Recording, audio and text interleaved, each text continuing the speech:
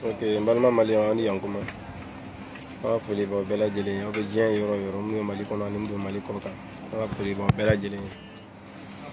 Ne tɔgɔ Hadiba. Ne ye association faso ni danbe ka représentant ye Gabon Libreville. Mais nin waati in na an bɛ sigilen Kayi fɔlɔ. An ka foli bɛ ka taa aw bɛɛ lajɛlen ye. N'i y'an bɛ bɔ bi ka kuma an y'a ye fɛnw na général Francis général Kuntan dɔ bɔra ka kuma dɔ fɔ Mali ma kuma min kɔlɔlɔ ka bon fo k'a dama tɛmɛ. Kuma min fana n'a man to an cogo la an tɛ se ka an sigi ten k'a sɔrɔ an ma réagi sinon an ka constitution kɔnɔ cogoya min na. Maliyɛn i bɛ diɲɛ yɔrɔ o yɔrɔ n'i ye maliyɛn den ye ni fɛn jugu mana ɲɛsin i ka jamana ma a kɛra kɛnɛma jugu ye o a kɛra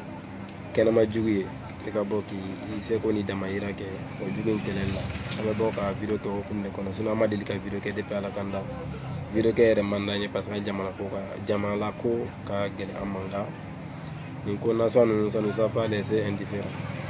c'est pourquoi an bɛ bɔ ka nin video nin kɛ faso ni danbe tɔgɔ la k'an ka nisɔngoya yira k'a yira k'a fɔ français ka nin général Kunta in bɔra ka kuma min fɔ kumadennin tɛ n'a bɛ mɔgɔ min kɔnɔ kumadennin don bɛɛ n'i ka ko faamuyali cogo don sabula n'i y'a kuma nin yɛrɛ jateminɛ ka hakili la kuma nin a kɔlɔlɔ ka bon kojugu kuma nin kuma juguba de don ka ɲɛsin an ka jamana ma sabu n'i y'a jate ka kuma in tila fo yɔrɔ 3 ɲininkali fɔlɔ yɛrɛ ne bɛ ɲininkali mun na ne ko ale général français in sani ale k'i jɔ k'i ɲɛsin maliyɛn bɛɛ ma k'a fɔ Mali kɛlɛ maliyɛnw bɛ ka faga mun na a fagali tɛ se ka ban fo ni k'a sɔrɔ an ye MNLA mɔgɔw ka indépendance d'u ma bon ɲininkali ne bɛ n yɛrɛ ɲininkali mun na bamanankan de don an ɲɛfɛlaw de bamanankan ka gɛlɛn ma dɔɔni ne ko Francis général mun n'a m'a to MNLA mɔgɔw don ka bɔ k'a fɔ télé la k'a fɔ an de n'aw tun ye accord signé accord d'Alger signé mais an tɛ accord in fɛ bilen n'an ma Mali tila k'an nin yɔrɔ di an ma jamais an tɛna to Mali ka sumaya an tɛna fagali dabila munna MNLA ɲɛmɔgɔ kelen ma bɔ k'o kuma fɔ mais ale Francis général de bɛ bɔ k'o kuma fɔ cela veut dire quoi a bɛ n'a fɔ MNLA mɔgɔw CEMA mɔgɔw dɔrɔn tɛ se ka indépendance ɲini u yɛrɛ mais France de bɛ Mali tilali nɔfɛ France de bɛ indépendance ɲini u ye walasa ka Mali tila ne bolo kuma kɔrɔ wɛrɛ t'o la ɲɔgɔn tɛ parce que MNLA mɔgɔw de kan ka nin fɔ o ye ɲininkali fɔlɔ ye ɲininkali filanan n'ale général bɛ bɔ ka nin kuma fɔ tan k'a fɔ Mali fagali a tɛ ban fo ni Mali sɔnna ka indépendance di Touareg ninnu ma bon yɔrɔ fana kuma a ka jugu dɛ c'est que fagali mun bɛ Mali kɔnɔ ale français in ale général ka kuma kɔrɔ b'a yira dɛ fagali mun bɛ ka kɛ Mali kɔnɔ ni maliyɛnw ko bi ko an sɔnna an ye indépendance di Touareg ma a kɛlɛ bɛ ban donc kɛlɛ bɛ ban cogo di o tuma na a kɛlɛ solution a y'a yira k'a bɛ ale de bolo soit olu de bɛ ka an kɛlɛ diyagoya f'an ka indépendance di Touareg ninnu ma ou bɛ kɛlɛ min yɔrɔ min a b'a dɔn a tɛ se ka kɛlɛ ban dɛ o de y'u nakun ye k'an dɛmɛ ka kɛlɛ ban ni k'a sɔrɔ a bɛ solution dɔ mun na o ma kɛlɛ ban fo an ka indépendance di Touareg ninnu ma c'est que kɛlɛ in foyi t'a la ale français ninnu n'u tɛ mun don a la wa a kuma yɛrɛ surunya na olu français de bɛ ka terrorisme armé ka an kɛlɛ diyagoya ka f'an ka sɔn ka indépendance di mɔgɔ ma kuma kɔrɔ bɛɛ de ye bon ɲininkali sabanan ni ne yɛrɛ bɛ n yɛrɛ o question posé n yɛrɛ est ce que ni général français in bɛ se ka bɔ a yɛrɛ ma dɔrɔn ka ni kuma adressé jamana ma ten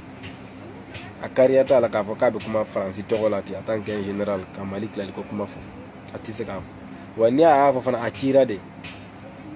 a ɲɛmɔgɔw de y'a ci a ka nin kuma fɔ u b'a lajɛ maliyɛnw bɛ na réagi cogo min parce que u ka laɲini t'o de ye a mɛnna u ye indépendance ɲini u m'o sɔrɔ u ye autonomie ɲini u m'o sɔrɔ autorité intérimaire sigi o fana ma effet ba di dɔn MNLA effet fɛn fɛn b'a la bi u tɛ se ka foyi kɛ Mali la a kɛra diplomatie ye o a fanga t'u la bon ni France y'o bɛɛ lajɛlen kɛ o dɛsɛra dɔn diyagoya f'u ka Mali tilali de ɲini ni terrorisme armé ye k'an ka jamanaw ci an bolo u bɛ k'a kɛ Niger de u bɛ k'a kɛ Burkina Ivoire donc sisan ni o général français bɔra ka nin kuma jugu fɔ nin fɛn saba bɛ nin kuma jugu mun kɔnɔ maliyɛn si ma bɔ k'a fɔ k'i bɛ nin kuma kɛlɛ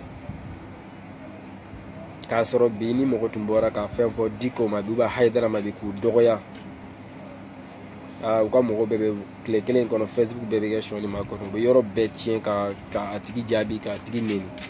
hali Rasta mais chroniqueur simple mɔgɔ tun mana bɔ ka fɛn fɔ ma mun man ɲi a ka mɔgɔw bɔ ka jaabi Abdou Niang c'est pareil diinɛ ɲɛmɔgɔ bɛɛ Diko Choala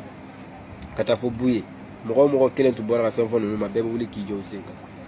mais ni général français in bɛ se ka bɔ cogo di ka jamana kunturu ka avenir jamana kunturu ka ɲɛtaga don ngala manata mais mɔgɔ si tɛ wuli ka kuma a ko la donc c'est o bɛ se ka faamu cogoya di mais n'a fɔra tuguni ko an bɛ yan Mali de kama n'a fɔra an bɛ sigi yan tuguni ko bɛɛ ko ko Mali ko mais mɔgɔ ko na tɛ tɛmɛ nin kan général k'i sigi k'an ka jamana ci ko kuma fɔ mais mɔgɔ si tɛ kuma mɔgɔ si tɛ réagir bon sisan an kan k'an yɛrɛ ɲininka ni français ninnu ka fisa ni an maliyɛnw ye ou bien n'an maliyɛnw yɛrɛ jɔra ou bien n'an tigɛra an ka jamana la fo faransi jamana fitinin bi s'an na k'an ka jamana tila k'an ka jamana ci an bolo an bɛ sigilen an tɛ se ka foyi fɔ an tɛ se ka foyi bɔ a la donc o de y'a kɛ bi n bɛ bɔ ka nin video in kɛ k'a yira maliyɛnw na waati sera an ka bolo di ɲɔgɔn ma an ka wuli ninnu kama n'an wulila ninnu kama don o don a tɛ tile 15 bɛ kalo kelen bɔ partenaire fɛn fɛn b'u la k'u dɛmɛ duguma sira fɛ ou bien sanfɛ sira fɛ a bɛɛ bɛ commencer k'u kɔ bila parce que faransi kelen tɛ se ka Mali bɛɛ kɛlɛ faransi kelen tɛ se ka Mali bɛɛ couvrir n'a ka armée a b'a ka partenaire de wele n'o ye canadiens belge ni fɛn ninnu olu b'u dɛmɛ hélicoptère ni kɛlɛkɛminɛnw na u b'u placer sinon faransi armée t'u bolo k'a fɔ k'u bɛ ni Mali bɛɛ contrôler mais n'an mana wuli faransi kama bi u ka partenaire minnu bɛ k'u soutenir u bɛ commencer k'u kɔ bila parce que n'u m'u kɔ bila u bɛɛ de bɛna perdre parce que u bɛ faransi dɛmɛ kun kelen de la faransi b'a fɔ a ye n'an dɛmɛ an ka Mali in tila n'a tilala an bɛ fɛn fɛn bɛ nord la an bɛ nin yɔrɔ di aw ma mais jago u bɛ faransi dɛmɛ to u bɛ balo ne bingali la u bɛ faransi dɛmɛ o de kan kan mais n'an mana wuli faransi kama olu b'a dɔn a bɛna tiɲɛ faransi dɔn a bɛna tiɲɛ u bɛɛ ye donc u bɛ commencer ka faransi bila donc faransi va être isolé ala faransi bɛ isolé an bɛ kangarima daw ye tile 10 an ka armée a ka taa Kidal an ka armée a ka ye Mali fan bɛɛ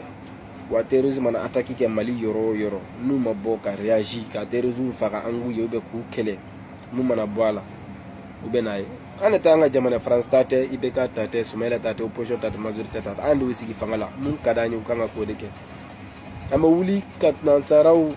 k'u kɛlɛ an ka jamana kama ni politicien wulila k'a fɔ k'i bɛ o défense ta an b'u bɛɛ fara ɲɔgɔn kan c'est très simple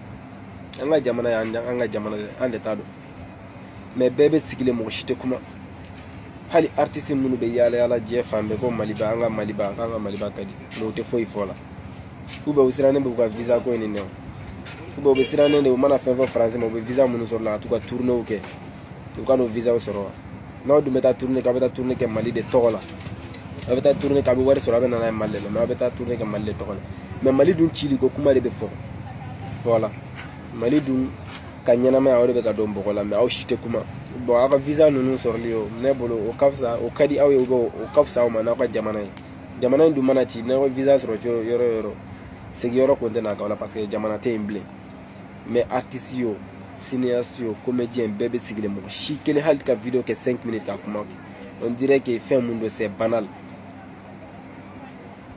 ne kɔni ne dabali banna